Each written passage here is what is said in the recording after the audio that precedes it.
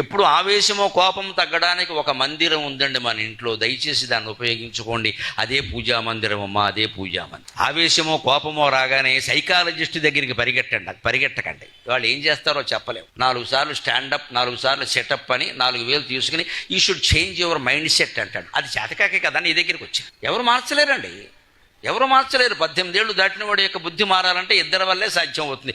ఒకటి వాడే, 2 వాడిని పుట్టించిన దేవుడు, ఇంకెవడు లేడు ఇక్కడ. వినడు, నువ్వేం చెప్పినా ఒకటే ఉపదేశం దండగా, టైం వేస్ట్. ఆ ఉపదేశం బదులు ఉపనిషత్తు చదివి ప్రార్థన చేయండి.